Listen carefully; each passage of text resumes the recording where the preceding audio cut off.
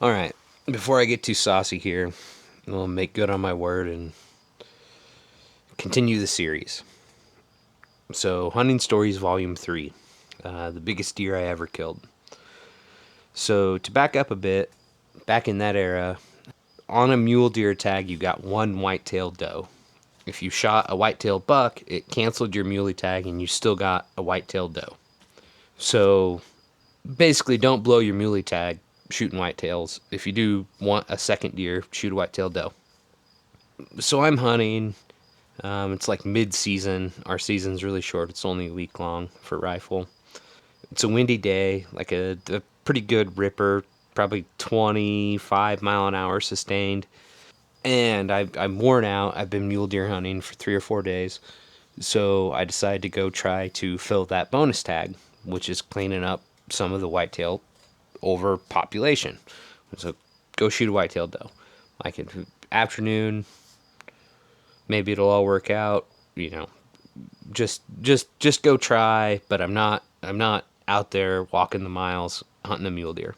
So the spot I'm on is on a windswept hillside where I'm sitting in the shadow of a knob. Like I know by sundown I'll be in the shadow of this knob that I'm sitting on. So I'm in a good ambush spot on a tree line with a gap in it, like a tree row, like a windbreak tree row.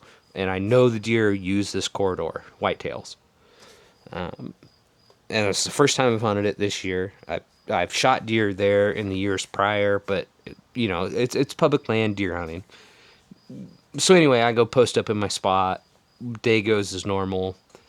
We're getting down to the last 20 minutes of light or so, and I'm watching this gap really intently. I'm like 130 yards or so from this gap, and I'm watching it really intently because if they move in the tree row, there's no way I'm seeing them. So I'm really watching this gap.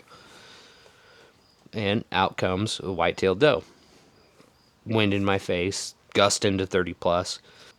Sitting unsupported, no sticks, gun on my elbows. I'm on an incline too, so I'm in that seated position, gun in my hands, resting on my elbows on my knees. I let out a bleat, bah, really loud, scream at this doe, and she stops in the opening, and I do my best, and I press it off, and like I see the dirt under her and behind her blow up in the air. And I think, oh shit. I wasn't certain, but there was no like audible report. If you shot big game animals with a rifle, you know what I'm talking about. There's usually it's not a snap, it's a deep meat slap. Anyway, there's no sound. I saw the dirt explode behind her. Like I think I just tensed up. And so now I'm pretty down in the dumps because I've been hunting for 4 or 5 days now. This is basically my day off.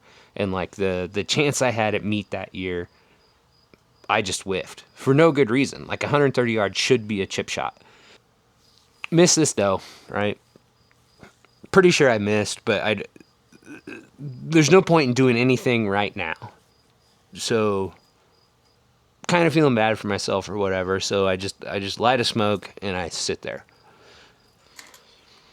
So I'm smoking that cigarette and feeling bad for myself.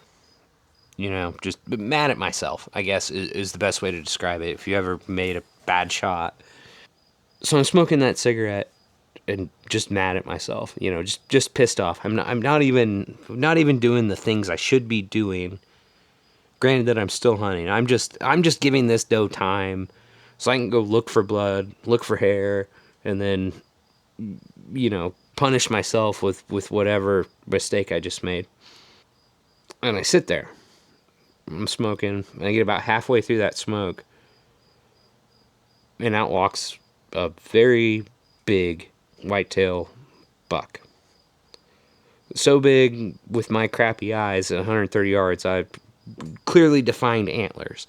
And I put the binoculars up to my eyes, and I look for a brief second, drop the binoculars, just drop them. They're tied to my chest in a harness, but I just drop them. Like, I don't set them down, I just drop them. And deliberately pick up my rifle, elbows on the knees, breathe, press, and I shoot that deer, and he falls right there. There wasn't any question, even naked eye. Like, I don't know why I even picked up my binoculars. There wasn't any question about burning my mule deer tag that year, about shooting that deer. And yeah. So, the biggest deer I ever shot was less than 5 minutes after I just missed a white-tailed doe. Couldn't have been more than like maybe 100 yards in front of him. He was following her while I was smoking a cigarette. Never found that cigarette.